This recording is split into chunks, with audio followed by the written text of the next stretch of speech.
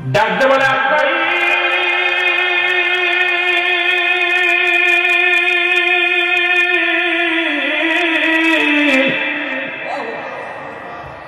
তুমি আমার রূহটা কবজ করবা, প্রবেশ করবা কোন জায়গা দিয়ে আগে বলো।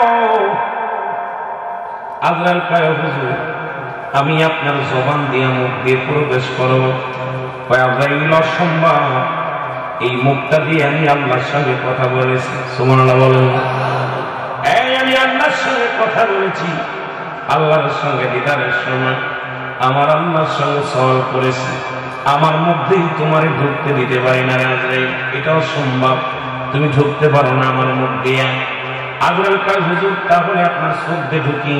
কয় খবরদার খবরদার চোখের দিকে যাবি না, কারণ এই চোখ দিয়া আমি আল্লাহর নূরের তাজাল্লি দেখছি। সুতরাং এই চোখ দিয়ে আমার মাহবুবের দর্শন করেছি, আমার মাহবুবের নূরের চেহারা নূরের তাজাল্লি দেখেছি, আমার চোখ দিয়ে তোমারে ঢুকতে দিতে পারি না আজরাইল। জোরে জোরে চিল্লায় বলা যাবে না মারহাবা। আজরাইল বলে হুজুর তাহলে আপনার নাক দিয়ে ঢুকি। নাক দিয়ে ঢুকি, দাঁড়াও দাঁড়াও, আমার এই নাক দিয়ে যখন আল্লাহ দিদার করেছিলাম, দূর পাহাড়ে যখন আমি মাওলার সঙ্গে দিদার করতে গিয়েছিলাম, জান্নাতে একটা ঘিরান, আল্লাহর নূরের তাজাল্লির একটা ঘিরান আমার নাকের মধ্যে প্রবেশ করেছে। সুতরাং আমার নাক দিয়ে তোমার আমি ঢুকতে দিতে পারি না আজরাইল।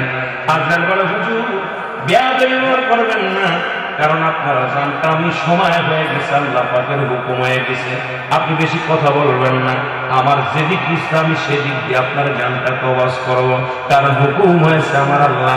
সুতরাং আপনার কোনো বাধা শোনার সময় নাই। হযরত মুসা আলাইহিস সালাম রাগান্বিত হয়ে একটা থাপ্পড় লাগায় দিয়েছে। আজরাইল আলাইহিস সালামের এত জোরে থাপ্পড় লাগাইছে, সঙ্গে সঙ্গে চোখ দুটি উঠে গেছে, চোখ দুটি কানা হয়ে গেছে। জোরে জোরে চিল্লায় বলা যাবে না মারহাবা। আজরাইল বলে আল্লাহর নবী আপনার সাথে এত তর্ক করার সময় নাই, আপনার সাথে কৈফিয়ত দেওয়ার সময় নাই। আল্লাহ তাআলা আমাকে হুকুম দিয়েছে আপনার রূহটা কবজ করার জন্য, আপনার কাছে হিসাব, আপনার কাছে অনুমতি নেওয়ার প্রয়োজন নাই, আমি এখন রূহ বাইর করব। মুসা আলাইহিস সালাম এত তেরা, একটা থাপড় লাগে, এক থাপড়ে দুইটা চোখ কানা হয়ে গেছে। আজরাইল জোরে বলেন মারহাবা। চোখ দুটা কানা হয়ে দাঁড়ায় আছে। আল্লাহ কাঁদাই ইমানদারের পর, নবীদের পর মৃত্যুর ওয়াজ দিছে, এই জন্য আগে একটু কথা বলে নি। এত পর, এত শক্তি আমার আল্লাহর কাছে চলে গেলেন। আমার আল্লাহ ডাকতে বলে চোখ দুটি কানা, দুটি চোখ ধরে পড়ে আছে, দুটি চোখ উপড়ে গেছে। আল্লাহ তাআলা তার কুদরতে হাত দিয়ে বলে আজরাইল তোর চোখ দুটি আমি ছেড়ে দিলাম। তবে মুসা আলাইহিস সালামের কাছে এত তেরামি করতে গেলে কেন? পৃথিবীর মধ্যে যত নবী আমি পাঠাইছি সব নবীর চাইতে তুমি মেজাজ গরম আমার মুসা। আমার মুসা একটু রাগান্বিত, তোর থাপ্পড় মারি দিয়া দুটি চোখ কানা করে দিছে। আমি আমার নবীর ইজ্জতের খাতিরে তোর চোখ দুটি ভালো করে দিলাম। আমার নবীর জানটা কবজ করা লাগবে না, ওর দায়িত্ব আমি নিজেই নিলাম। ধরে ধরে বলেন মারহাবা। তোমার মুসা নবীর কাছে যাওয়া লাগবে না, যেহেতু মাইটার খেয়ে আইছো মুসা, তুমি মুসার হাতে মার খেয়ে আইছো, এখন আমি দায়িত্ব নিলাম, আমি আল্লাহ দায়িত্ব। আবার আল্লাহ ডাকতে বলে হে আল্লাহ নবী মুসা, আপনার হায়াত জিন্দেগি শেষ হয়েছিল, তবে আপনি যতদিন বাঁচতে চান আপনাকে আমি বাধা দিব না। একটা পশুর গায়ে, একটা মশির গায়ে যতগুলো পশম আছে, এত বছর যদি আরো হায়াত চান আমি আপনাকে হায়াত দান করব। তারপরে আপনি আসেন, তবু আপনার সঙ্গে জোরাজুরি হবে না, আপনি যখন আসতে চান তখনই আপনারা নিয়ে আসবেন। কিন্তু যদি এতদিন আপনি হায়াত চান তবু আপনার হায়াত দেওয়া হলো। মুসা নবী আল্লাহ কি শুনাইলাম, তারপরে কি হবে? তারপরে দুনিয়া থেকে বিদায় নিতে হবে। আহা, তারপরও বিদায় নিতে হবে। মুসা নবী আল্লাহ এটা কি শুনাইলেন? কারণ এতদিন হায়াত পাওয়ার পরে যদি মরা লাগে, এই দুনিয়ার জিন্দেগি আমার দরকার নাই। কারণ বিগত দিন এই যে 100-200 বছর আমি বেঁচেছিলাম, এই 300 বছরে বেঁচেছিলাম, কত কষ্ট করা লাগছে, খাটা লাগছে, কাজ করা লাগছে, বন্দেগী করা লাগছে, এগুলোর দরকার নাই, আমার হায়াতের দরকার নেই রে আল্লাহ। তবে আপনার যদি আমার নিতে হয় আর একটাবার আমার সুযোগ দিবেন, আমি আপনার সঙ্গে দিদার করবো, আপনার সাথে কিছু কথা বলবো, তারপরে আপনি আমার নিয়ে যাবেন, এইটা আপনার কাছে আমার দাবি। আল্লাহ কয় মুসা রে, আমি দায়িত্ব নিলাম, আমি তোমার হুকুম দিলাম, তোমার সাথে দেখা হবে, আমি আল্লাহ তোমার সঙ্গে বসবো। জোরে জোরে বলো আল্লাহু আকবার। এতদিন হায়াত দিবেন, তারপরে মরা লাগবে, তাহলে বেঁচে রাখবেন। কথা বলছেন?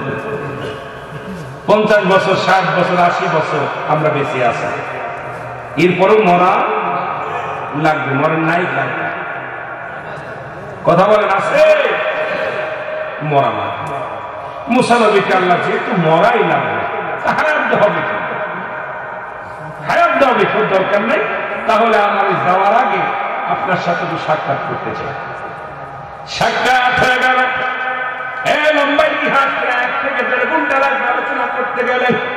আপনাদের সময় নষ্ট করবো না, কষ্ট দিব না, সংক্ষিপ্ত আকারে বলে দিব। মুসা নবীর সঙ্গে আল্লাহ ডাক দিলেন, মুসা একটু পারে দেখা হবে, সাক্ষাৎ হবে। মুসা নবী চলে গেলেন। মুসা নবী আল্লাহকে দেখে বড় আনন্দিত হলেন, অনেক কষ্ট করে পাহাড় উঠলেন, পাহাড়ে উঠিয়া ঘোরাঘুরি করলেন, আল্লাহর সাথে সাক্ষাৎ হয়ে গেলেন। আমার আল্লাহ কয় মুসা রে, তুমি যতদিন ইচ্ছা ততদিন তুমি দুনিয়ার জিন্দেগিতে থাকতে পারো, আমি আল্লাহ তোমার কথা দিলাম, আজরাইল কোনদিন তোমার কাছে আসবে না, এই অর্ডার আমি তোমার সাথে করে দিলাম। জোরে জোরে বলেন আল্লাহু আকবার। আপনি যখন আসতে পারবেন তখন আমি নিয়ে আসবো, কিন্তু আজরাইল আপনারা ডিস্টার্ব করবে না, আজরাইল ডিস্টার্ব করবে না। মুসা নবী রওনা হয়ে গেলেন। আল্লাহ তার মুসা নবীর হাতে একটা লাঠি। আমার আল্লাহ বলে, হে আল্লাহ নবী, আপনার হাতে কি বলে লাঠি? ওটাতে আপনি একটা পাহাড়ের মধ্যে বাড়ি মারেন। পাহাড়ের মধ্যে বাড়ি মারলেন, বিশাল একটা নহর বাইর হয়ে আসলেন, বিশাল একটা নদী বাইরে আসলেন। আল্লাহ নবী তাকায় দেখে পাহাড়ের মধ্যে একটা নদী হয়ে গেছে। নদী দেখিয়ে মুসা নবী ডাকতে বলে, আমার আল্লাহ, এই পাহাড় আশ্চর্য পাহাড়, এই পাহাড়ের মধ্যে আমি আঘাত করলাম, একটা নদী পেয়ে গেলাম। তবে আপনার কাছে আমার একটা দাবি, আমি দুনিয়া থেকে চলে যাব, তবে আমার কওমের লোক, এই পৃথিবীর মধ্যে যত মাখলুকাত আছে আল্লাহ, তাদেরকে আপনি রিজিকের ফয়সালা করে দিবেন। যখন কোনো মানুষ বিপদে পড়তো আমার কাছে আসতো, আমি দোয়া করতাম, আল্লাহ নিয়ামতে ভরপুর করে দিতেন না। আমার বনি ইসরাইলের যত কওমের লোকেরা থাকলো, তাদের খাবারের ব্যবস্থা আপনি একটু গুছায় দিলেন, তাদের কাউকে আপনি বঞ্চিত করবেন না। আমার আল্লাহ কয়, মুসা রে, ও মুসা, তোমার হাতে কি কয় লাঠি? তাহলে সাগরের মধ্যেও দাও বাড়ি, একটা নদীর মধ্যে বাড়ি দাও। মুসা লাঠিখানাতে পানির উপরে বাড়ি মারলেন, সঙ্গে সঙ্গে একটা পাথর হয়ে আসলেন, বিশাল একটা পাথর। এই পাথরটা দেখে মুসা নবী আশ্চর্য হয়ে গেলেন। আল্লাহ, বাড়ি মারলাম পাহাড়ের উপরে, আসলে একটা নদী, নদীর মধ্যে বাড়ি মারলাম, আসলে একটা পাথর। আল্লাহ কয়, মুসা রে, পাথরের মধ্যে একটা বাড়ি দাও। সঙ্গে সঙ্গে মুসা আলাইহিস সালাম যখন পাথরের মধ্যে বাড়ি দিলেন, বাড়ি দেওয়ার সঙ্গে সঙ্গে একটা হরিণ এসে গেলেন। দেখে একটা জীবিত হরিণ, গালের মধ্যে, মুখের মধ্যে তারা তাজা ঘাস আছে। আল্লাহ নবী বললেন, আল্লাহ, কি আশ্চর্য দেখলাম। আমার আল্লাহ পাক ডাক দেখায়, মুসা রে, যেহেতু তামাম পৃথিবীর মাখলুকাতের মালিক, আমি সবাইকে খাওয়াই, সবাইকে পড়াই, তোমাকে আমি প্রমাণ করে দিলাম, ওই পাথরের মধ্যে একটা হরিণ আছে, ও খাবারের ব্যবস্থা আমি করে দিছি। দেখো তাজা ঘাস তার মুখের মধ্যে। আমি কথা বললাম, পৃথিবীর মধ্যে যত মাখলুকাত আছে, যত জিন, যত কিছু আছে, সব কিছুর খাওয়ানোর দায়িত্ব আমি আল্লাহ। সুতরাং আমার সাথে যারা পৃথিবীর মধ্যে যত মাখলুকাত আমি আল্লাহ যেটা সৃষ্টি করেছি, সমস্ত মাখলুকাতের খাবারের ফয়সালাও আমি করে রাখছি। ধরে বলেন সুবহান। আর একটু জোরে। তুমি দেখো, দেখো না তুমি যে এই হরিণ যেমন তাজা ঘাস মুখে নিয়ে আসে, এটা তো আমি বানাইছি। কে বানাইছে? স্রষ্টা কে? আল্লাহু সামাদ, লাম ইয়ালিদ ওয়া লাম يولد ولم يكن له كفوا أحد জোরে জোরে চিল্লায় বলা যাবেন আল্লাহু আকবার। আল্লাহ আল্লাহ কয়জন? জেনে বলেন কয়জন? আল্লাহ ডাকতে বলে হাবিব ওদেরকে বলে দেন আমি আল্লাহ, আমার কোন দ্বিতীয় নাই, কাউকে জন্ম দিই না, কারো থেকে জন্ম নিই নাই। আসমান জমিনের মধ্যে আমার সমতুল্য, আমার সমকক্ষ কেউ নাই। সুতরাং সমস্ত মাখলুকাতকে বানাইলেন যে আল্লাহ, সবার দায়িত্ব নিছেন আমার সেই আল্লাহ। পৃথিবীর সমস্ত মাখলুকাতের দায়িত্ব কার? আরো জোরে বলেন কার? আর একটু জোরে বলো কার? আর একটু জোরে চিল্লায়া বলেন, দুরূদ শরীফ পড়েন আল্লাহুম্মা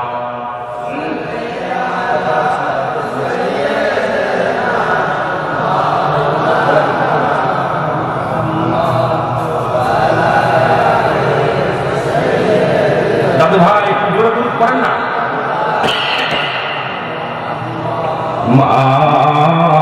আল্লাহুম্মা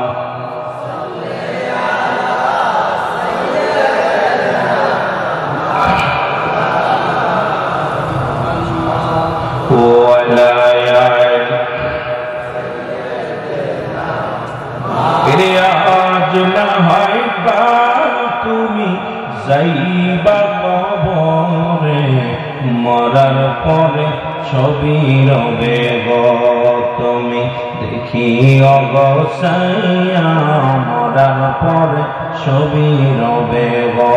বলেন ঠিক কিনা?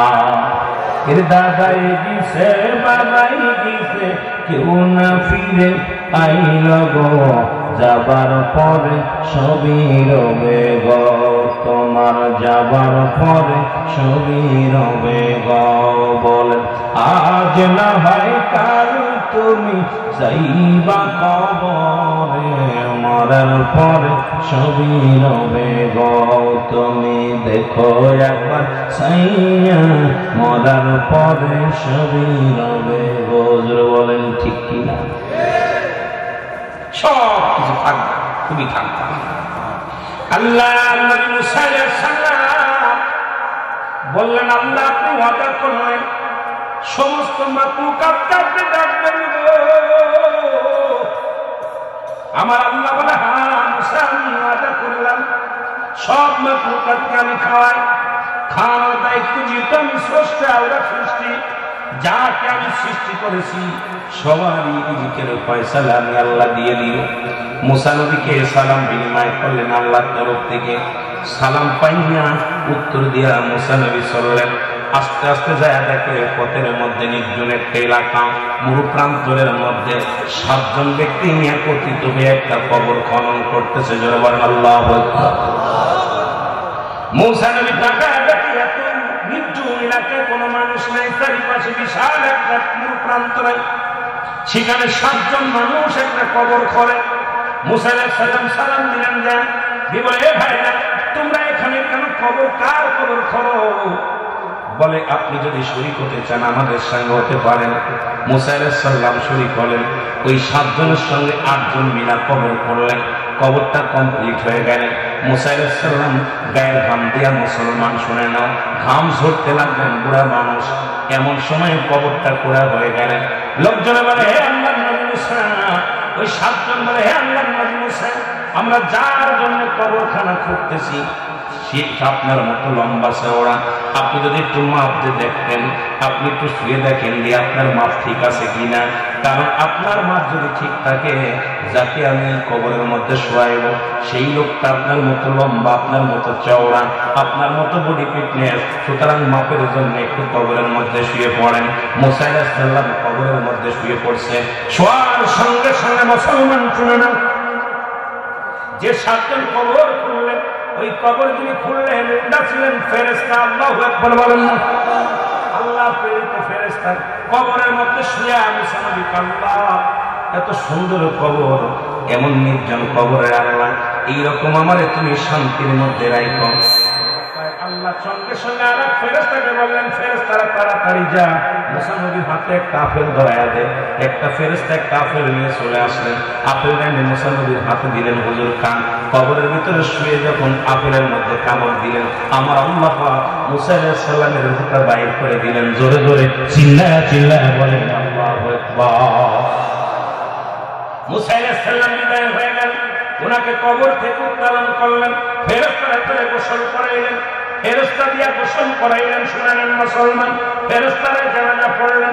এ দুনিয়ার মানুষ শোনো, মুসা নবীর জানাজা পড়েছে ফেরেশতারা, মুসা নবীর কবর খনন করেছে ফেরেশতারা, সাথে শরীক ছিল নিজেই মুসা আলাইহিস সালাম।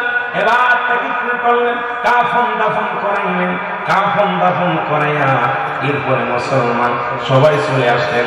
এরপর থেকে ওই কবরটা খোঁজার জন্য বরিশালের মানুষ কিয়ামত পর্যন্ত কবর শুধু খুঁজবে আর খুঁজবে, কারণ ওই কবরের কোন চিনাক্ত নাই। এমন ভাবে কবরটা দিয়া দিয়েছে, মুসা নবী চিরতরে ওখানে শুয়ে আছে, কেউ আজ পর্যন্ত মুসা নবীর কবরটা খুঁজে পায় নাই।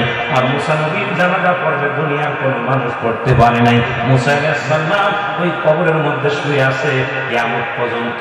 কবরটাকে জান্নাত বানায় শুয়ে আছে। ধরে বলেন মারহাবা। আল্লাহ পাক কত আসানে জানটাকে বাঁচাচ্ছে। দেখ আপেল দেবে, আপেলের খাওয়ার মজায় পায়। কারণ তো যখন কবরে শুয়ে আল্লাহ এত সুন্দর নির্জন, এত সুন্দর জায়গা, এইরকম একটা জায়গা হলে ভালো হতো। আল্লাহ যেহেতু রাজি হয়েছে এইরকম ভালো হতো, ওরে ওড়ে দিয়েছে। আর ফেরেশতা দিয়ে কেমনে টেকনিক খেলায় কবর পিছাইছে, মাইকে দেখাইছে। কথা বলছেন আল্লাহু আকবার বলেন। তবু আল্লাহ রাখে নাই। পৃথিবীর মধ্যে 4 জন নবী এখনো জিন্দা। কয়জন নবী? 4 জন নবী। কয়জন? মুসা আলাইহিস সালাম তো বিদায় হয়ে গেছে, আর 4 জন নবী দুনিয়ার মধ্যে জিন্দা আছে। তাদের মধ্যে একজনের নাম হলো হযরত ইলিয়াস আলাইহিস সালাম, যিনি আছে পাহাড়ের দায়িত্বের তাকে দিয়েছে আমার আল্লাহ। হযরত ইলিয়াস আলাইহিস সালাম হচ্ছে পাহাড়ের দায়িত্ব তাকে আল্লাহ দান করেছে। একজন হলো পানির দায়িত্ব আছেন খিদর আলাইহিস সালাম, আর একজন জান্নাতের মধ্যে আছে জীবিত অবস্থায়, ওনার নাম হলো হযরত ইদ্রিস আলাইহিস সালাম। আর একজন নবী আমার নবীর উম্মতে আছে, আপনাদের নাম জানা আছে? নাম জোরে বলেন। হযরত ঈসা আলাইহিস সালাম। আপনাদের জানা আছে আমার নবীর উম্মত হইয়া একজন নবী আইব, সেই নবীর নাম হযরত ঈসা আলাইহিস সালাম। জোরে বলেন না মারহাবা।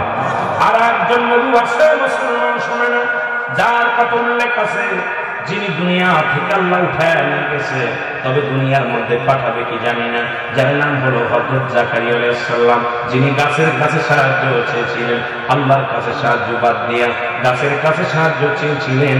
ওই ব্যক্তি মুসলমান, কখন পাঠাবে কখন আসবে কেউ বলতে পারি না, তবে কোন কিতাবের মধ্যে পাই নাই উনি আসবে।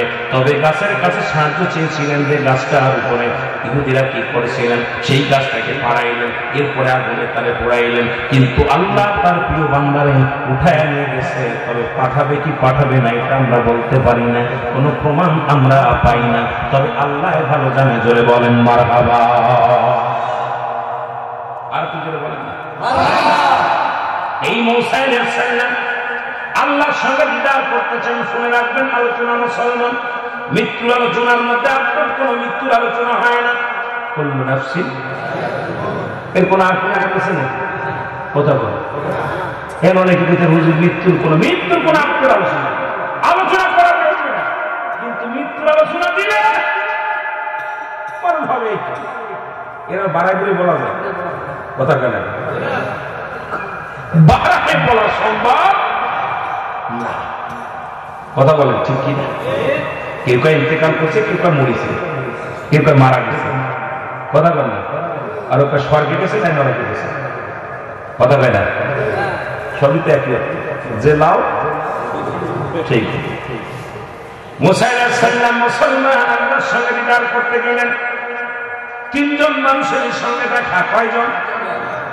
মুসার ভিতর তো রয়েছে, মরার খবরটা বলে আসলাম, তারপরে একটু আরেকটা খবরে চলে যাই, তারপরে দেখা যাক কোন দিকে আগানো যায়। আবার বাগেরা গভীর মনোযোগ।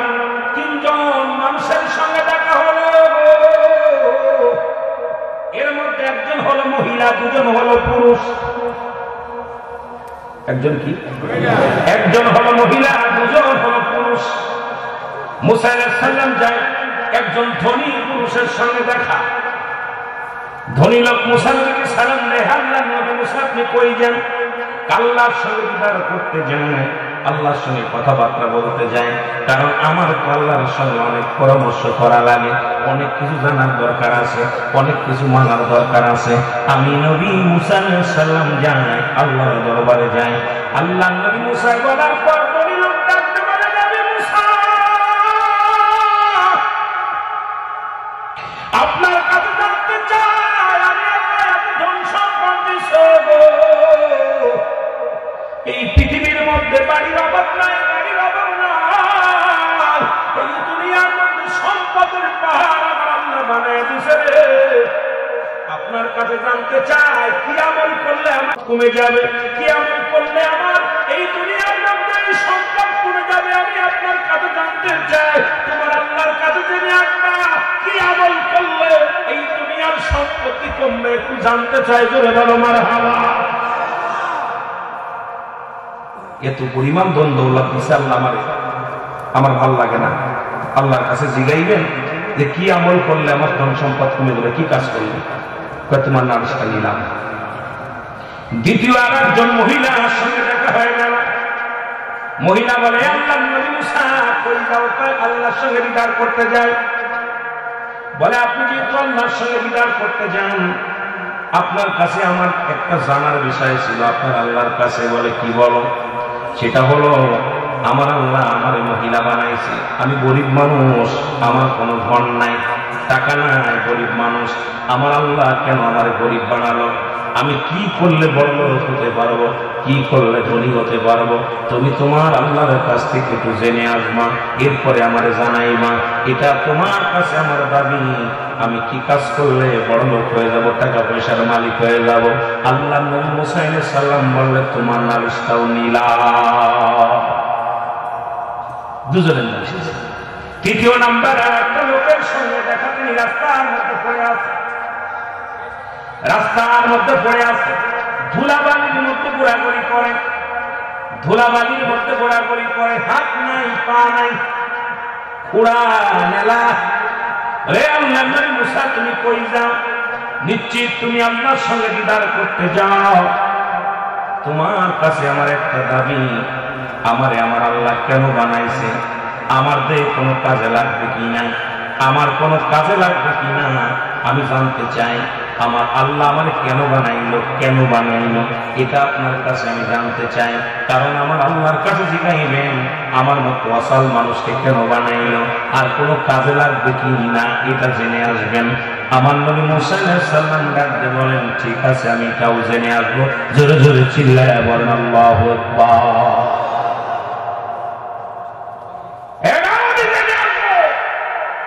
আল্লাহ পাকের কাছে চলে গেলেন মুসা আলাইহিস সালাম, তুর পাহাড়ে যাইয়া, আল্লাহ আপনার কাছে আজকে তিনটা বিষয় জানতে চাই। কয়টা বিষয়?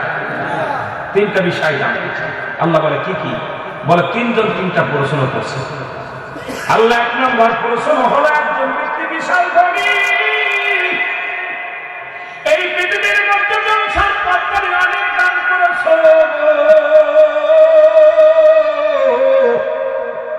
ওই ব্যক্তি বলেছে এমন কি আমল করলে দুনিয়ার সম্পদ কমে যাবে? ওই লোকটা বারবার আমার কাছে দাবি করছে, কি আমল করলে দুনিয়ার সম্পদ কমে যাবে? আমার আল্লাহ বলে, মুসা রে, ওই লোকটারে যা বলবা সেজন্য আজ থেকে আমার শুকরিয়া বন্ধ করে দেয়, সেজন্য আজ থেকে কোনো কাজে প্রশংসা না করে আমি আল্লাহর গুণগান না করে, শুকরিয়া আদায় না করে, দেখবা সে কয়েকদিন পর দুনিয়ার সম্পদ কমে যাবে। জোরে জোরে চিল্লায় বলেন মারহাবা। দ্বিতীয় ব্যক্তির প্রশ্ন, আল্লাহ ওই গরিব মানুষটা অভাবী মানুষ, তার বাড়ি নেই, ঘর নেই, ছোট্ট একটা করে ঘর, দিন আনে রাত খায়, রাত আনে দিন খায়, অভাবগ্রস্ত মানুষ। আল্লাহ গো, তার একটা প্রশ্ন, সে কি কাজ করলে বড় লোক হয়ে যাবে? আমার আল্লাহ ডাকতে কয়, মুসা শোনো, ওই লোকটারে বলবা সেই জন্য আজ থেকে বেশি বেশি আমার শুকরিয়া আদায় করে, আমার প্রশংসা যত করবে আমি আল্লাহ তার প্রশংসা শুনিয়া সম্পদের মাত্রা বাড়ায় দেব, জোরে বলেন মারহাবা। বুঝা নেবেন বাবা, কথা বলছেন। তৃতীয় নাম্বার ব্যক্তি আল্লাহ ডাকতে বলেন মুসা আর কি নালিশ, বলে আমার আল্লাহ 3 নম্বর একটা মানুষ, ইনি আমার কাছে প্রশ্ন করছে, তার তো 2টি পা নাই, 2টি হাত নাই। কি নাই? 2টি পা নাই, হাত নাই। তারে কেন বানাইলেন? তারে কিসের জন্য বানাইলেন? মুসা আলাইহিস সালাম ডাকতে বলার পর আল্লাহ রাব্বুল আলামিন বলে, যাও মুসা যাও, ওই লোকটারে জানায়া দিবা, সেই লোকটার আমি বানাইছি জাহান্নামের মধ্যে ছোট ছোট ছিদ্র আছে, জাহান্নামের মধ্যে ছোট ছোট ছিদ্র আছে।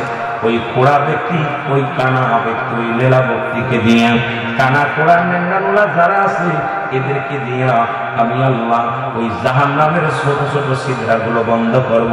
জোরে জোরে চিল্লায় বলা যাবেন আল্লাহু আকবার।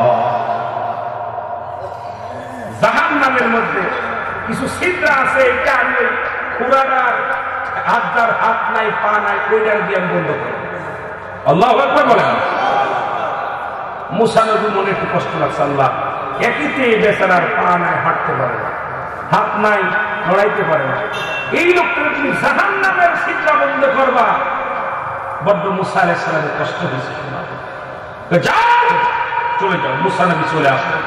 প্রথম দেখা হলো যে লোকটা ধনী লোকটা, ধনী লোকের কাছে বলছে, ভাইজান, হ্যাঁ মুসা, আমার প্রশ্নের জবাব দিয়ে যাও।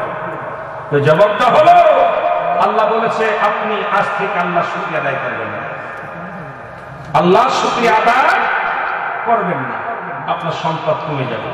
ধনী লোক চিৎকার মেরে বলে, মুসা নবী তুমি কেমন মেয়ে যে আল্লাহ আমার এত সম্পদ দিয়েছে, যে আল্লাহ আমার এত ভালোবাসে, আর আমি সেই আল্লাহর প্রশংসা না করে থাকতে পারবো? তাতে যদি সম্পদ আরো বেড়ে যায় আমার দুঃখ নাই, তবু আল্লাহর প্রশংসা ছাড়তে রাজি না। আল্লাহ তাই আরো দ্বিগুণ সম্পদ বাড়ায়, সঙ্গে সঙ্গে দ্বিগুণ সম্পদ বেড়ে গেছে। জোরে বলেন সুবহান। চলে গেছে মেয়েটার কাছে। মেয়েটা বলতেছে, আল্লাহ নবী মুসা, তুমি আমার আল্লাহর কাছ থেকে কি ফয়সালা আনছো বলো। আল্লাহ নবী বললেন, মুসা বলতেছে, এ মেয়ে শোনো, আল্লাহ বলছে তুমি বেশি বেশি প্রশংসা করো। তোর আল্লাহর প্রশংসা করবো, তোর আল্লাহ আমার কি দিছে? তোর আল্লাহ আমার কি দিছে? তোর আল্লাহর প্রশংসা করবো? না আছে পেটে খাবার, না ভালো কাপড়, আমি কি করে তোর আল্লাহর প্রশংসা করবো? সঙ্গে সঙ্গে একটা তুফান আসলেন। তুফান এসে ওই বুড়ির ছোট একটা কুড়ে ঘর, এটা ভেঙে গেল। ভেঙে যাওয়ার পর বুড়ি এদের তাকায় দেখে ঝড় এসে সব ভেঙে ফেলল। আশপাশে কোনো ক্ষতি হয়নি, খালি বুড়ির ঘরটা ভাঙছে। বুড়ি চিৎকার মেরে কান্দে, মুসারে আমার ভুল হয়ে গেছে। যদিও সারাদিন ভিক্ষা করতাম, রাত্রে হলে একটা মাথা জাগার জায়গা ছিল, মাথা গোজা স্থায়ী ছিল, সেটা আল্লাহ নিয়ে গেছে। আমি ভুল হয়ে গেছে, আমার মাফ করে দেন, তোমার আল্লাহ যেন মাফ করে দেন। মুসা নবী তওবা করাইলেন, মাফ করে দিলেন। আল্লাহ সঙ্গে সঙ্গে মহিলার সম্পদ বৃদ্ধি করে দিলেন। আরো জোরে, আরো জোরে। এর দ্বারা প্রমাণ করে দিলেন যে তোমরা যদি গরিব থাকো তাও প্রশংসা করো কার? ধনী থাকো প্রশংসা করো কার? গরিব বানায় কে? আরো জোরে বলেন, কে বানায়? ধনী বানায় কে? সম্পদের মালিক বানায় কে? ফকির বানায় কে? সব কিছু বানায় কে? আল্লাহ। আপনি যে হালাতে থাকেন শুকরিয়া আদায় করেন। আপনার একটা চোখ নাই, শুকরিয়া, পা নাই, শুকরিয়া আদায় করেন। জ্বর হয়েছে, শুকরিয়া আদায় করেন। আপনি অসুস্থ মানুষ, শুকরিয়া আদায় করেন, আল্লাহ আমার তুমি নেও নাই, অসুস্থ দিছো, কত মানুষ তো তুমি নিয়ে দিছো কবর, আমার এখন সুযোগ আছে, বাঁচায় রাখছে। শুকরিয়া খালি বেশি বেশি আদায় করবে, আল্লাহ খুশি হয়ে যাবে। জোরে বলেন সুবহানাল্লাহ। আর একটু জোরে বলেন না। আমার ভাইরা, আমার বন্ধুরা, মুসা আলাইহিস সালাম চলে গেলেন। যে ব্যক্তির পা নাই, হাত নাই, ওই লোকের কাছে চলে গেলেন। উনি যা চলে যাওয়ার পর জিজ্ঞাসা, হে আল্লাহর নবী মুসা, তুমি আমার জন্য প্রশ্নের কি জবাব দিয়ে যাও, আমার জবাব দিয়ে যাও। মুসা বলে, ভাই রে, আমি যদি তোমার জবাব দিই তুমি বড় কষ্ট পাবা, আমি কেমনে বলবো তোমার কাছে এই কথাটা বলবো? বলে, আল্লাহ নবী মুসা কি জবাব দিছে আমার আল্লাহ, একটু আমার বলে দাও। বলে, জবাবটা হলো তোমারে আমার আল্লাহ বানাইছে, দুনিয়ার মধ্যে পাঠাইছে, জাহান্নামের মধ্যে ছোট ছোট ছিদ্রা আছে, এই ছিদ্রগুলো বন্ধ করার জন্য তোমার বানাইছে। সঙ্গে সঙ্গে হাতবিহীন পাবিহীন লোকটা বলছে আলহামদুলিল্লাহ, আমি আল্লাহর দরবারে শুকরিয়া আদায় করি যে আমার মতো কামার মতো ঘোড়া, আমার মতো একটা মুসল প্রতিবন্ধী মানুষ দিয়ে আমার আল্লাহ উপকারে লাগবে, এই জন্য আমার বানাইছে।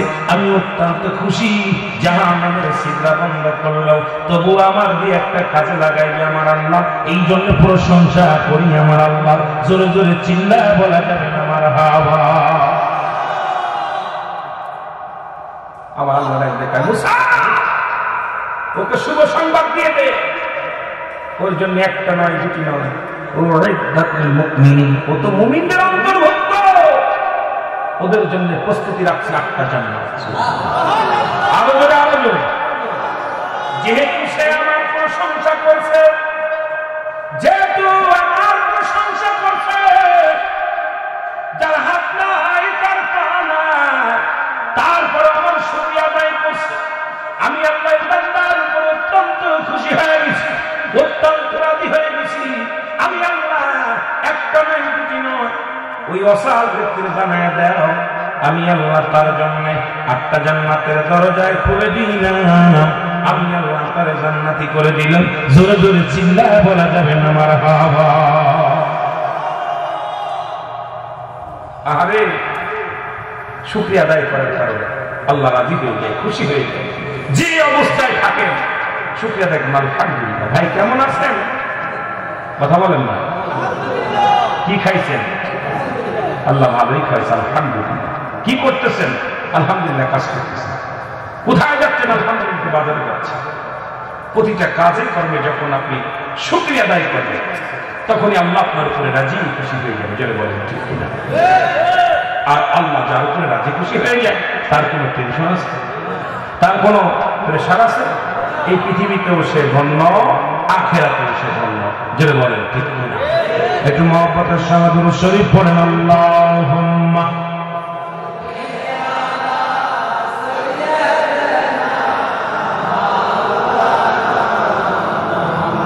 ওয়ালা আলি সাইয়্যিদিনা।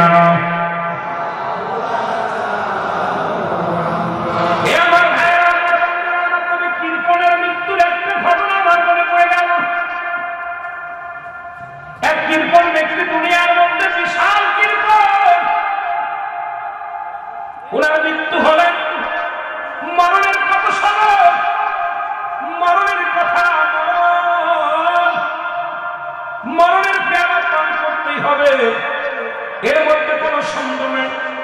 আর মৃত্যুর যন্ত্রণা বলতে যা আল্লামা মুফতি আমজাদ আলী সাহেব একটা কিতাব লেখলেন, কিতাবের নাম বারুসুলিয়া।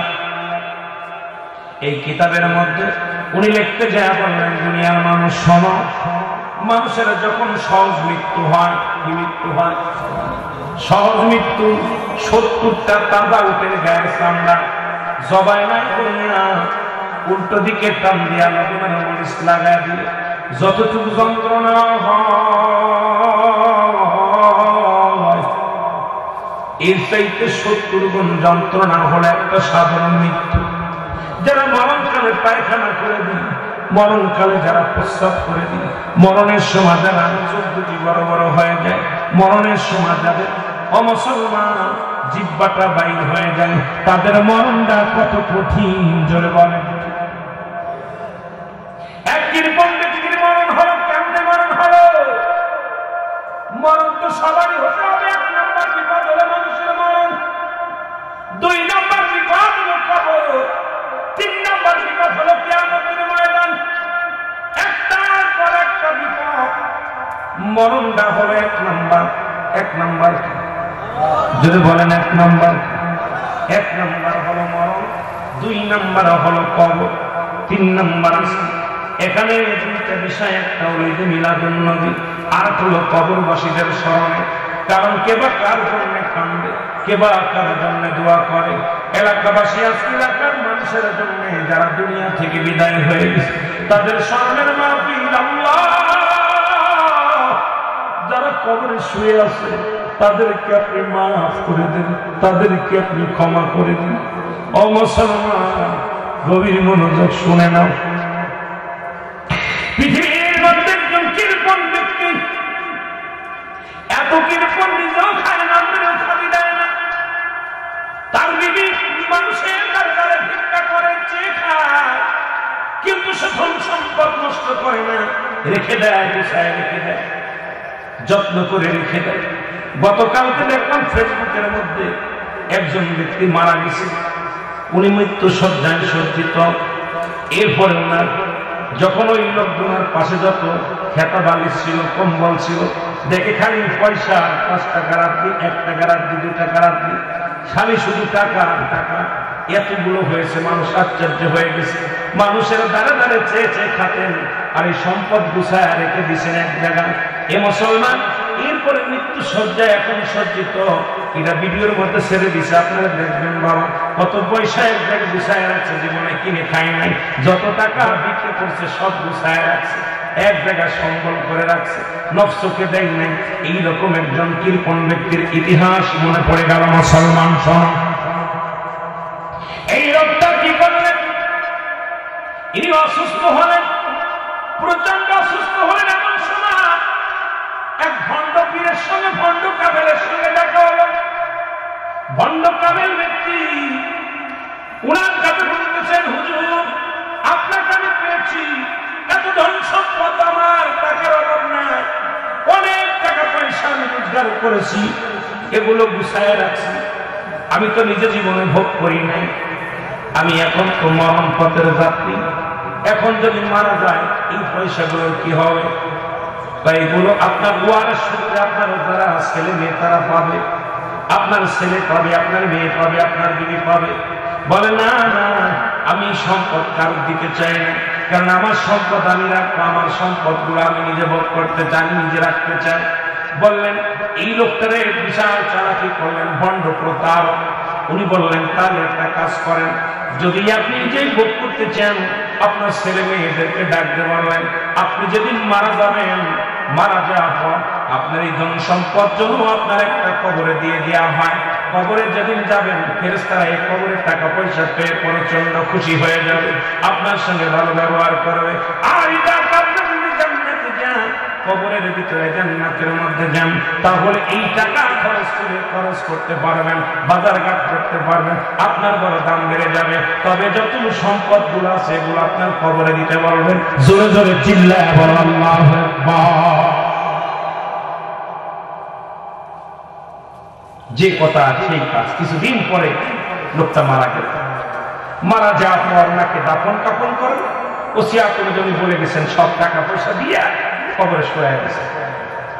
কবরে শোয়ানোর পর ওই লোকটা তো যে ভণ্ড প্রতারক, কত রাত্রেবেলা কবর খুঁড়বে, কবর খুঁড়ি না এই মাল নিবে, কামাই নিবে, তা দিছে। রাত্রেবেলা যায় দেখুন সবাই যখন টাকা পয়সা কবরের ভিতরে অনেকগুলো দিয়ে মাটি দিয়ে রাখছে। রাত্রে যখন উনি কবর খোঁড়ার জন্য একাকার হয়ে গোরস্থানে গেছে, যা যখন কবরের একটা মাটি খুঁড়ে যখন বাসটা উঠাইছে, দেখে কবরের ভিতর দাও দাও করে আগুন জ্বলতেছে। জোরে বলেন আল্লাহু আকবার। উনি একটা চিৎকার দিয়ে বলেন আল্লাহ,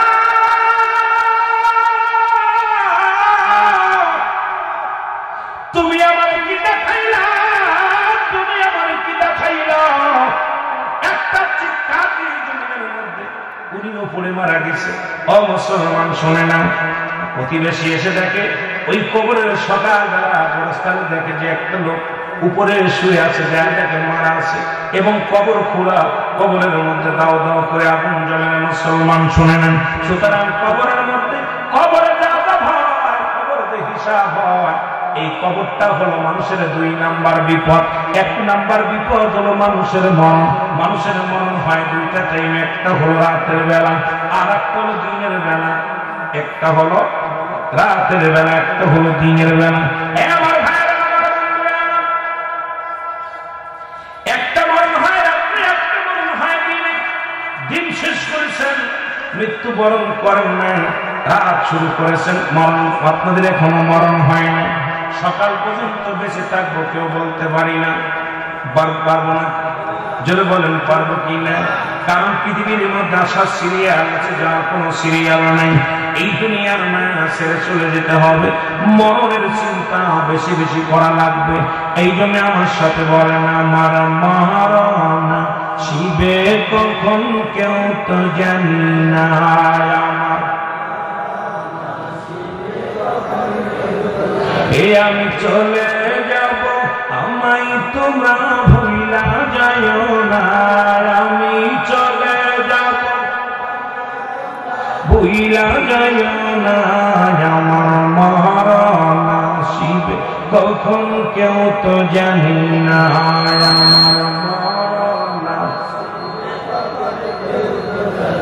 টাকা পয়সা দালান কোটা জায়গা করেছি সব কিছু ফেলাইয়া একাই চলেছি রে আমি, কোনটা বলেন সব কিছু ফেলাইয়া এর যাবার বেলায় ভেবে দেখি আমার কেহ নাই, আমি যাবার বেলায় ভেবে দেখি না আমার মরণ,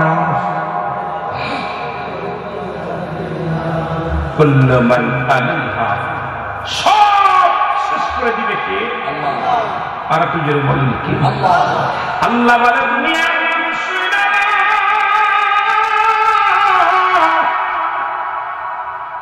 এই জমিনটা আমি রাখবো না, আসমান আমি রাখবো না, এই জমিনের মধ্যে যত মাটিগুলো আছে সব মাটিগুলো তামা বানায় দিব আল্লাহ। এই জমিনের মাটিগুলোর উপরে কত মস্তানি করে না মানুষ, কত না জোর দেখাও। আপনাদের এই এলাকার মধ্যে একজন আলেম নাসিরুল্লাহ চাঁদপুরী সাহেব, ওনার একটু ওয়াজের মধ্যে অনেক মূল্যবান একটা কথা বলছে, কত রাজা কত প্রজা কত বাদশাহ ফেরাউন নমরুদ এই দুনিয়ার মধ্যে তারা খোদাই দাবি করলো, কেউ নাই কেউ নাই আমিও থাকবো না, উনিও চলে গেছে। এই দুনিয়ার কত বাড়িওয়ালা কত গাড়িওয়ালা, এই দুনিয়ার কত মানুষ দেখলাম, কেউ নাই আমিও থাকবো না আপনিও থাকবেন না, একদিন বিদায় নিতেই হবে, এর মধ্যে কোনো সন্দেহ নাই। জোরে জোরে চিল্লায় বলা যাবে না আল্লাহ। আল্লাহ বলে বান্দার এই জমিনকে আমি রাখবো না, এই জমিনের মাটিগুলো আমি পোড়ায় তামা বানায় দিব, এই জমিনের মধ্যে যত পানি আছে সব পানি পোড়ায় ছাই বানায় দিব, যেদিন কিচ্ছু বলতে কিচ্ছু থাকবে না সেদিন থাকবো শুধু আমি আল্লাহ। কে থাকবে জোরে বলেন? আমার আল্লাহ থাকবে।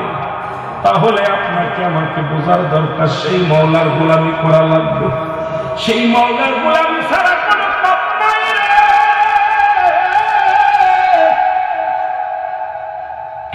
সেই মওলার গোলামি ছাড়া কোনো পথ নাই, সেই মওলার ইবাদত ছাড়া কোনো পথ নাই। যেহেতু আল্লাহ সব কিছু চূর্ণ বিচ্ছিন্ন করে দিবে, এই জমিনটা পুড়ায়া দিবে, মাটিগুলো পুড়ায়া দিবে, জমিনের পানিগুলো শেষ করে দিবে, যেদিন কিচ্ছু বলতে কিচ্ছু থাকবে না, থাকবে শুধু আমার আল্লাহ। আল্লাহ কয় বান্দা সেদিন থাকবো আমি শুধু আমার নবীর ভালোবাসা নিয়ে। ওমা আরসালনাকা ইল্লা রাহমাতাল লিল আলামিন। জোরে জোরে চিল্লায় বলেন মারহাবা। আল্লাহ নবীর রহমতের পেয়ালা দিয়ে দুনিয়ার মধ্যে আগমন করেছে, যিনি উম্মতের কান্ডারি,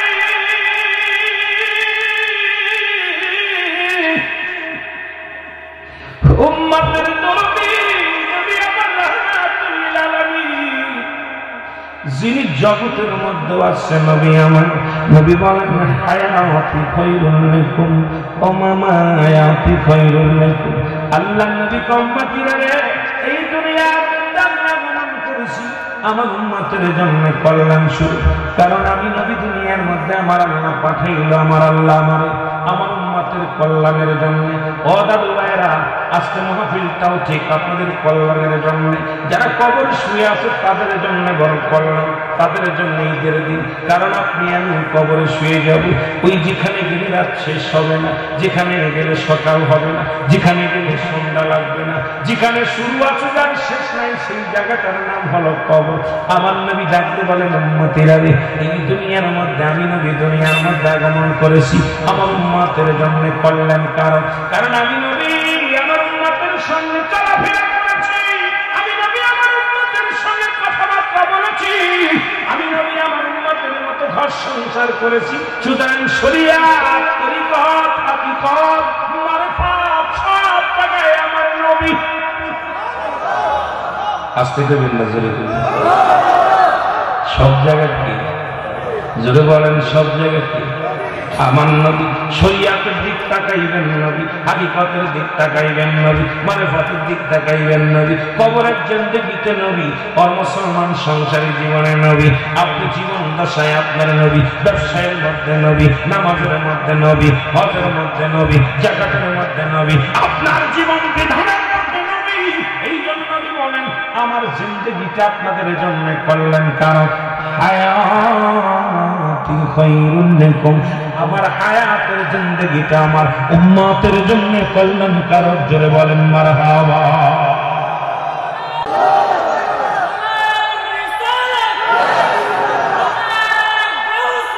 আরে মদিনা মদিনা আশাক মুমিনের ঠিকানা, বলো না মদিনা মদিনা আশাক। মন চাইছিল গজল গাবো না, দাবি করেছিল, তারপরেও গজল গান বলার অবস্থা ভালো না। তারপরে দুই একটা গাইতে হয় যুবকদের জন্য। বলো না মদিনা মদিনা আশাক মুমিনের ঠিকানা, বলো না মদিনা মদিনা। আয় গায়ে দিদার চলে কাঁদো তোমরা, দিদার চলে কাঁদো তোমরা, হও না নবীর দিওয়ানা মদিনা আশাক মুমিনের ঠিকানা, বলো না মদিনা মদিনা আশাক। একটু জোরে বলা যাবে না, বলো মদিনা মদিনা আশাক।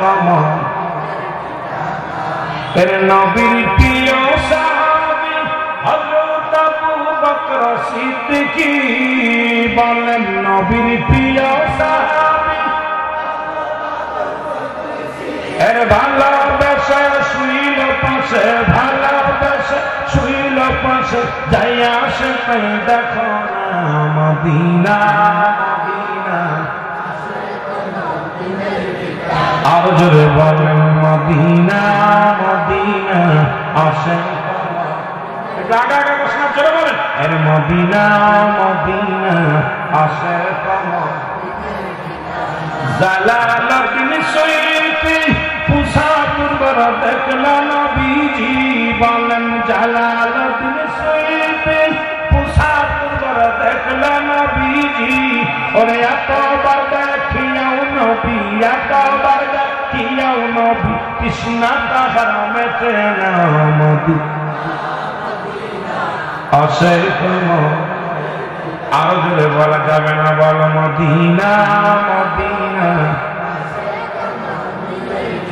আয় হায় দিদার চলে কাঁদো তোমরা, দিদার চলে কাঁদো তোমরা, হও না নবীর দিওয়ানা মদিনা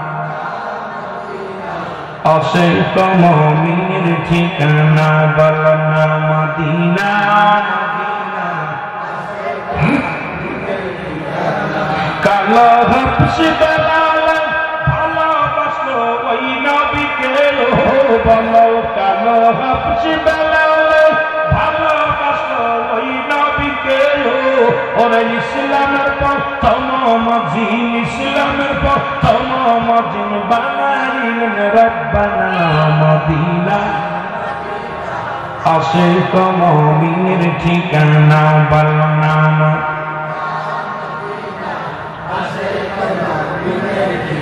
আয় হায় দিদার চলে কাঁদো তোমরা, দিদার চলে কাঁদো তোমরা, হও না নবীর দিওয়ানা মদিনা মদিনা আশাক। একটু আগায় বসে না বাবা, পিছনে জায়গা হচ্ছে না, একটু আগায় বসে, মহব্বত একটু আগায় বসে, জিকির করেন, জিকির তালে তালে একটু আগায় আসে, আল্লাহ আল্লাহ আগা আসেন।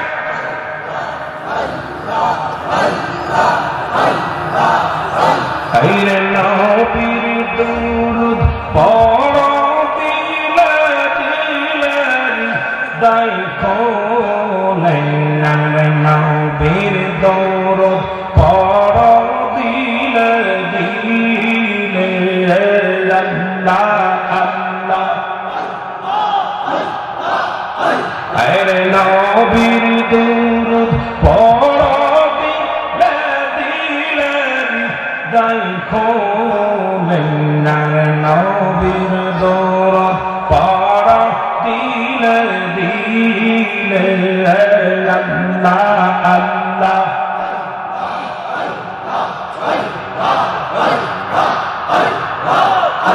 আরে দরবে তেরা সুলবে ওয়ালা তর পাইলেন না আমেনা, দরবে তেরা সুলবে ওয়ালা আরে তের পাইলেন না মায়া মেনার খবর দিল জিবরাইল আমিনে রাইখো মনে নার নবীর দুরূদ পড় দিলে দিলে তোমরা নবীর দুরূদ দেখো নার নবীর দুরূদ পড় দিলে দিলে আল্লাহ আল্লাহ। আরে এক মাসের গর্বে দেখো আর মায়া হবে না ডাকে স্বপন এক মাসের গর্বে দেখো আর মায়া হবে না ডাকে স্বপন আকাশের চাঁদ সেচে ঘরে আকাশের চাঁদ সেচে ঘরে রাইখো মনে নবীর দুরূদ পড় দিলে দিলে তোমরা নবীর দুরূদ।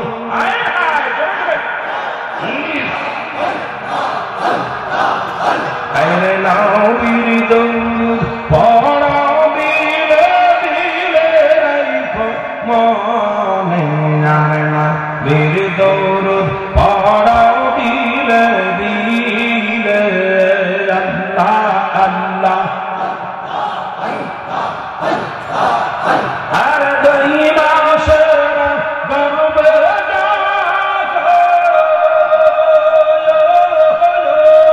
মহায়া মেনা ডাকে স্বপন রহমতেরি জুয়ার আইছে ঘরে রহমতের ভান্ডার আইছে ঘরে রাইখো মনে নবীর দুরূদ পড় দিলে দিলে তোমরা নবীর দুরূদ জোরে জোরে।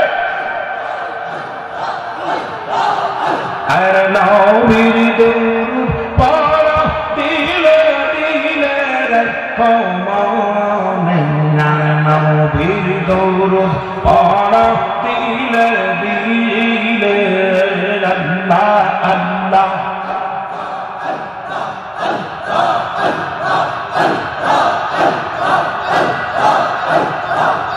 তোমরা নবীর দুরূদ পড় দিলে দিলে রাইখো মনে নবীর দুরূদ পড় দিলে দিলে আল্লাহ আল্লাহ। তিন মাসের গর্বে দেখো মায়া মেনা ডাকে স্বপন তিন মাসের গর্বে দেখো আমার মায়া মেনা ডাকে স্বপন আকাশের চাঁদ উঠেছে ঘরে আকাশের চাঁদ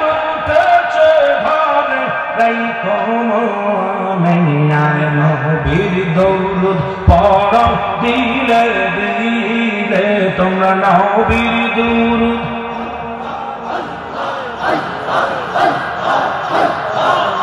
আরে নবীর দুরূদ পড়ো দিলে দিলে কানে সবাইনা নবীর দুরূদ পড়ো দিলে দিলে আল্লাহ আল্লাহ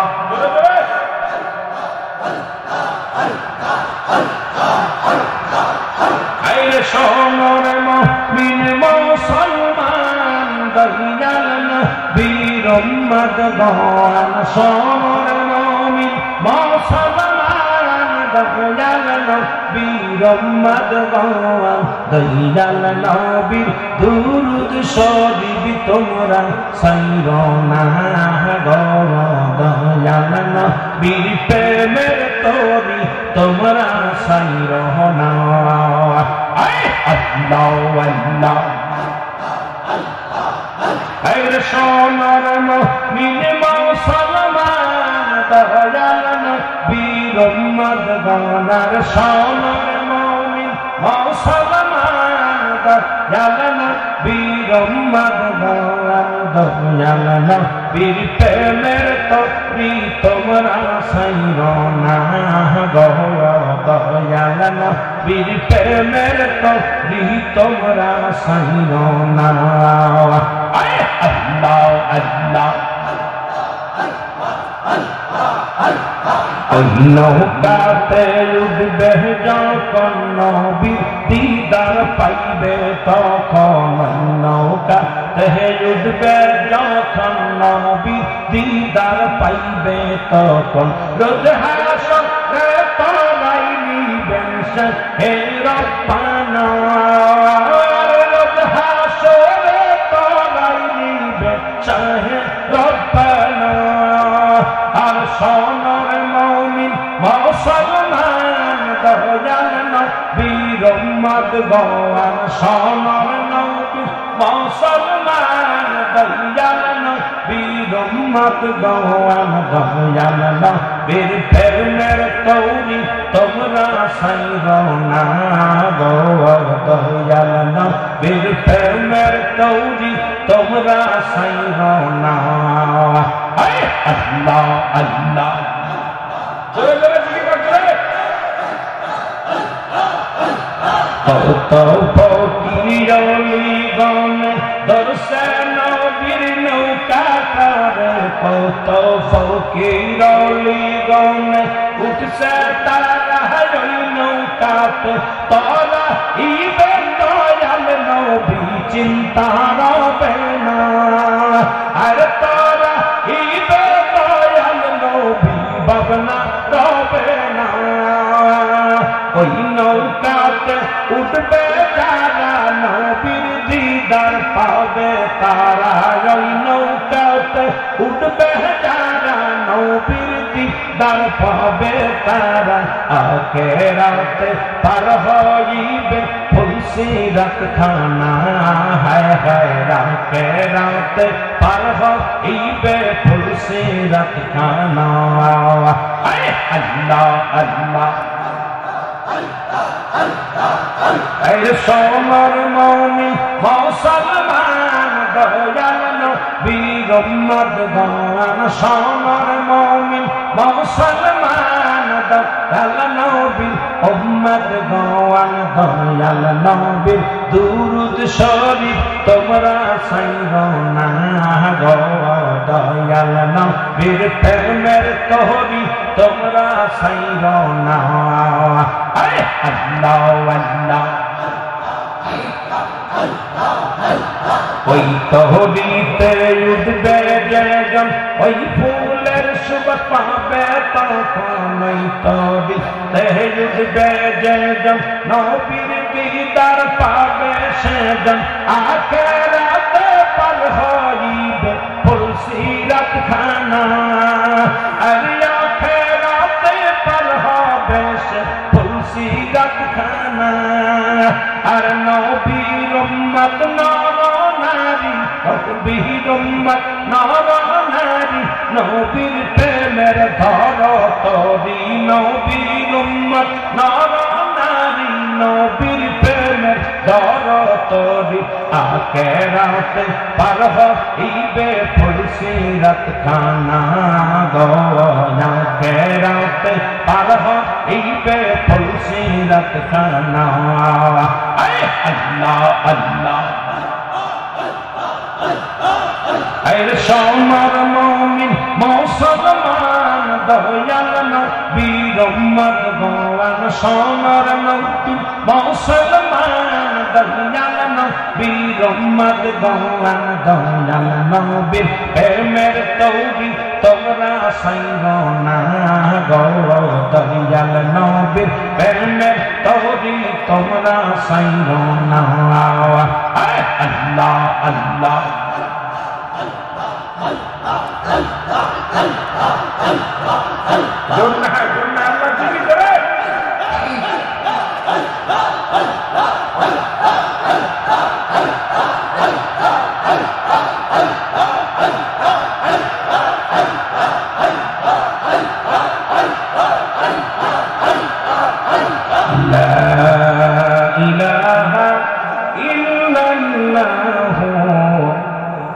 মুহাম্মাদুর রাসূলুল্লাহ সাল্লাল্লাহু আলাইহি ওয়াসাল্লাম মারহাবা আর একটু জোরে বলেন মারহাবা জিকির করলেন কার আল্লাহ জিকির সাধারণত দুভাগে বিভক্ত ওয়াজ কই রাখলাম মনে রাখবেন কবরের জায়গা কথা বুঝেন জিকির দুভাগে বিভক্ত একটা জাহিরি একটা বাতিল জাহির জিকিরকে স্পষ্ট জিকির আল্লাহ আল্লাহ জিকির করলেন বাতিল জিকিরটা আবার একটা সেটা হলো ছোট ছোট জিকির এটা আবার দুই ভাগে বিভক্ত একটা হলো ঠোঁট বন্ধ জিহ্বা চালু আর একটা জিহ্বাও বন্ধ ঠোঁট বন্ধ কলব যুগে মানব দেহের বান্ধবীদের নিচে একটা হাত হাড়ের নিচে একটা গোস্ত আরবিতে বলা কাল ইংলিশে বলা হাত বাংলায় বলে হৃৎপিণ্ড এটা যাদের পবিত্র সমস্ত দেহরাজ্য পবিত্র সমস্ত দেহরাজ্য পবিত্র এখন মুনাফিকদের সিনার উপরে যারা জিকির করবে জিকিরে তারা গাফিলতি করবে নামাজ দ্বারা অলসতা করবে যখন নামাজ দাঁড়ায় অলসতা করবে আর যখন জিকির করে গাফিলতি করে মুনাফিকদের সিনার উপরে জিকির করলেন কার এই জিকির কিতাবের ভাষায় 4 ভাগে বিভক্ত কয় ভাগে 4 ভাগে চরমোনাই সারসিনা পুরপুরা দেওয়ান বা আপনার সুন্নিয়া ওহাবি নাই সকলের জন্য বলে যায় সব ভাইদের জন্য কিতাবের নাম তিরমিজি শরীফের দ্বিতীয় খণ্ড 175 নাম্বার পৃষ্ঠা কত নাম্বার 175 নাম্বার পৃষ্ঠা এতদিন জিকির করছেন আল্লাহর জিকির নাম এই জিকিরটার নাম হলো ইসমে জাত একটু আগে যেটা করলেন জিকিরটার নাম কি ইসমে জাত বাইহাকি সোহাইবুল ইমানের প্রথম খণ্ড 337 338 নাম্বার পৃষ্ঠা এতদিন জিকির করেছেন কালেমার জিকির না কোথাও কোনো কালেমার জিকির না এই জিকিরটার নাম হলো নাফি জাতের জিকির লা ইলাহা ইল্লাল্লাহ মুহাম্মাদুর রাসূলুল্লাহ সাল্লাল্লাহু আলাইহি ওয়াসাল্লাম যেহেতু অনেকে জিকির করে তো কথাটা বলে দিলে আপনাদের বুঝতে ভালো হবে এই জন্য বলে যান আমার বাবারা তাহলে কালেমার জিকির আমরা জানান অনেকেই জানি তাহলে জিকির করে কিন্তু নাম জানি না যেরকম ঠিক কিনা এই জিকিরটার নাম কি নাফিয়াস বাত নাম্বার 3 কানজুল মানের প্রথম খণ্ড 214 নাম্বার পৃষ্ঠা কত নাম্বার 214 নাম্বার পৃষ্ঠা এতদিন জিকির করছেন তওবার জিকির না এই জিকির কোন তওবার কোন জিকির না জিকিরটার নাম হলো আল্লাহর জিকির লা হাওলা ওয়ালা কুওয়াতা ইল্লা বিল্লাহ মারহাবা বলেন আর একটু জোরে বলেন এ মুসলমান ইবনে মাজার মধ্যে 74 নাম্বার জিকির সুবহানাল্লাহ আলহামদুলিল্লাহ আমিন বলেন আমিন এত ব্যাখ্যা দেওয়ার সময় নেই কি বললেন জিকিরটা করলেন এই জিকিরটা আমরা যারা অনেকে করি আপনারা যখন জিকির করলেন অনেকেই আল্লাহ আল্লাহ করছে অনেকেই জবানটা বন্ধ রাখছে আমার বাবারা বললেন জিকির মাথা নাড়বে না সবচেয়ে বেশি জিকির করে আমাদের ইমাম সাহেব যেহেতু উনি কোরআনের হাফেজ আমার হাফেজ ভাইরা আছে বিসমিল্লাহির রহমানির রহিম ইন্নাল্লাযীনা ক্বালু রাব্বুনাল্লাহু সুম্মা ইসতাগফারু তাতানাজ্জালুল মালাঈকাতু আল্লাহু জিকির করে না, কথা বলে ওনারা জিগাইবেন কোরআন পড়তেছি ভুলতেছি একটু আল্লাহ বলছেন না, কিছু মানুষ হাসতেছে, আপনারা সামনে জিকির করতে পিছনের মানুষগুলো এরকম চাই আছে করে তো ওরা জিগে হাতের সাথে জিগান এখন যে আপনি ধরলেন কেন, যে আপনি তো কোরআন করতেছেন, কোরআন এরকম ধরলেন কেন? উনি বলবেন কোরআনের ভিতরে যে কি মধু এটা আমি নিজে জানি, আমার যে কে ধুলাইতে আমি বলতে পারি। কোরআন এত মধু, কোরআন এত জাদু, কোরআন পড়তে গেলে এমনি ভুল এসেছে, যদি বলেন ঠিক কিনা। উনি সবচেয়ে বেশি মাথা ঝুলাইতে কোরআনের পাতি দেবে, কথা বলেন না। আপনারা চিত্রে পড়লেন উনি এক পারা পড়তে গেলে অনেক সময় লাগে, নিয়ে বলতেছে কি মধু কি মায়া, যেটা বলেন ঠিক কিনা। আমার দাদু ভাইরা এবার বলতে পারো হুজুর এরাও মানলাম, কিন্তু আপনি যে গজল গাইলেন এরা কোন কিতাবে পাইলেন? ভাব কিতাব না থাকলে জীবনে গাইতেন না। নবীজির দরবারে নবীজি নামাজ পড়াইতে, নবীজি দুইটা মেম্বার ছিল মসজিদে নববী, একটা মেম্বারে নবী খুতবা দিতেন, আর একটা মেম্বারে নবীর সাহাবীরা নবীকে নাচ শোনাইতেন। নবীর দুজন সাহাবী ছিল, নাম হলো আহসান বিন সাদ। এই দুই সাহাবী নবীকে সদা সর্বদা নাচ শোনাতেন, কবিতা আবৃত্তিকে শোনাইতেন, গজল গিয়ে শোনাইতেন নবীজিকে। এখন আমাদের যে জায়েজ নাই মৌলবীরা গজল গাইলে অনেক কিছু শুন রাখলে গজল না, গজল গাইলে তোর মাথা কইব, কথা কেন? গজল কে শোনে? নবীজি শোনে। আহা, নবীর সাহাবীরা শুনছি বলছে, নবীজি শুনছে, নবীজিকে কবিতা আবৃত্তি করে শোনাইছে। কিন্তু আমার দেশের কিছু তথাকথিত জ্ঞান পাপী পাগলেরা আছে, কোথায় কোথায় খালি সুন্নিরা গান গায়, গজল গায়। আমি কই যে মৌলবীরা গজল গায় আমি এদের ধন্যবাদ বেশি জানাই, কারণ অনেক যুবকগুলো আমাদের তাহিরি ভাই আছে, অলিউল্লাহ আশিকি ভাই আছে, গজলগুলো যখন গায় এত মজা লাগে। অন্য আপনাদের যে জালালি দরবারে অনেকেই দরবারে আছে 8-9 জন আলে, যখন গজল গায় আমার কিন্তু মজা লাগে। আপনাদের কি লাগে না? তো শরিয়াত মোতাবেক গজল হওয়া লাগে, শরিয়াতের বাইরে কিছু অনেকে বলে ফেলে, এটার জন্য আর গুণাগার হয়ে যেতে পারে। আগে শাব্দিক অর্থ বুঝতে হবে, অর্থটা কি বলছে। হ্যাঁ, কথা বলছেন। এটা যদি বলে তাহলে এরাও বলছে খারাপ বলে। যদি বলি খাজা, খাজা হচ্ছে ফার্সি ভাষা, খাজা শব্দের অর্থ সম্মান। দরবার বিশাল দরবার, যেখানে কথা আলোচনা হয়, দরবার হয়, বইকে পায়, এখানে হয় রহমত পায় নাই গজব পায়। এখানেও দুইটা জিনিস পাওয়া যাবে, এমন একটা পাবেন খালি এত কেউ আনতে ফেলবে, হ্যাঁ তো হয়নি কোনো গজব নাই রহমত। আল্লাহ দপ্তরে গেলে কেউ নিয়ামত নিয়ে আসে, কেউ গজব নিয়ে আসে। সুতরাং কথাটা খারাপ করে না, হাজার দরবারে কেউ ফেরে না কালী রাতে, কথাটা হাতাই করছে, হয় নিব গজব নাই নিব রহমত, পাইতেই হবে একই দপ্তর খালি হাতাই কতক্ষণ কতক্ষণ ঠিক কিনা। হাঁটি করতে অনেক আছে বাবা, বড় কষ্ট। হ্যাঁ, সব সিনার খবর মনের খবর কিনা রাখে, কথা বলেন কে রাখে? এইবার কথাটা খুব মজার একটা, একদম বুখারীর হাদিসটা, একদম হাদিসটা বাইরে বাইরে গেছে, খুব সুন্দর। ইন্নাম আমালু বিন্নিয়াত, সিনার খবর মনের খবর কে রাখে? তাহলে আপনার এই যে একটু আগে আপনারা জিকির করবেন, এমন একটা হুকুর হুকুর করতেছে, তাহলে আপনি পরে গায়ে ওই যে আপনি মনের খবর সিনার খবর এটা কে জানে? আপনি কিরাম বুঝবেন যে আমি হুকুর হুকুর করতেছি? কথা বলছেন কেউ বলতে পারি? এটাদের একটা গল্প আমার মনে পড়ে গেল, এর পিছনে কথা বলে কার? সবাই ওয়াজ শুনতেছে, যারা বাইরে আছে ওরাও শুনতেছে, ওদের বসার সুযোগ নাই, দাঁড়ায় দাঁড়ায় শুনতেছে। আর একটু পর্দা করেছে, একটু গোপনে গোপনে আছে, কি কন এনে অনেক মেয়ে ছেলে আছে, একটু লুকায় লুকায় শুনতেছে, পর্দার একটা বিধান আছে, কথা কোন ঠিক কিনা? হ্যাঁ, আমার ভাইয়েরা ওই একজন খুব এই জন্য আমার একটা মনে পড়ে গেল, একজন তুতা পাখি দিয়ে ব্যবসা করে, তুতা পাখি চেনে? ব্যবসা করে, এই তুতা পাখি দোকানে বেচা কেনা করে, লোকজন ভিড় জমায় দোকানে, প্রচুর বেচা কেনা, তুতা পাখি দেখার জন্য সবাই যায়। হঠাৎ করে তুতার একদিন দোকানে শিকল দিয়ে বেঁধেছে, বলছে তুতা তুই থাকে, আমি গোসল করে নামাজ পড়ে আসি। তুতা আসলে হঠাৎ করে একটা বিড়াল ধরছে, বিড়াল ঢুকে যখন শো মারছে, তুতার গলায় ছিল শিকল, এই শিকলটা দিয়ে শিকলের লাইটা তেলের বোতল সকাল পড়ে গেছে। দোকানদার দোকান খুলে দেখে, তেলের বোতল সব পড়ে গেছে। দোকানদার রাগান্বিত হইয়ে একটা বাড়ি মারছে, তুতার মাথা ফেটে গেছে।